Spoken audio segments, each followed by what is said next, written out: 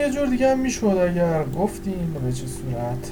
به جای که اینا رو بنویسم بیام بگم که آپدیت و اینجا هم به این صورت بیام بگم تایتل و برگردم بگم دالر ریکوست تایتل و در واقع این همیشه ایمیج از در واقع داریم از سوشال تیپ استفاده میکنیم که بگو که دالر ریکوست و مقدار ایمیج و در نهایت description و مقدار دالر ریکوست description دیگه نیاز به در واقع سیو نداره.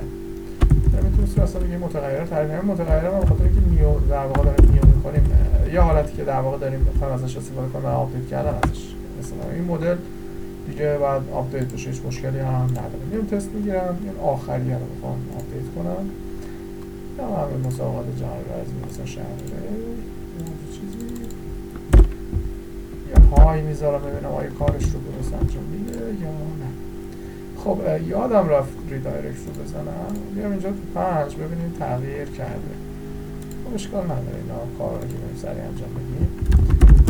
ریدایرکت با روت استفاده بکنید راحت تره حفظ کردنش تا این مدل حفظ کردن راحت تره و F5 رو میزنم و برمیگرده به صفحه مورد مثلا و این هم آپدیت شد. یه جور دیگه هم میشه اگه گفتیم یعنی جدر استفاده کنیم بریم هر مدلات رو بررسی آیدی دالر روز یه مدل خودتون رو محدود نکنید میتونید هر مدل ها استفاده کنید.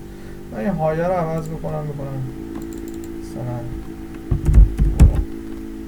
بقیه‌اش هم طبیعتا میشه اگه این بشه به این شکل این هم آپدیت شد.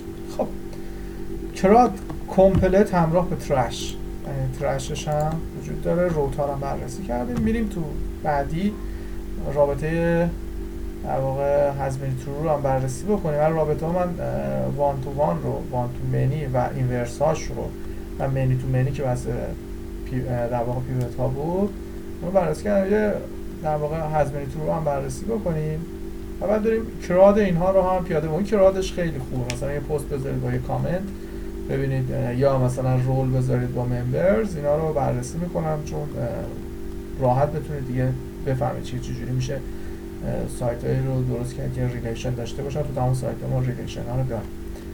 خب بریم تو فیلم های بعدی.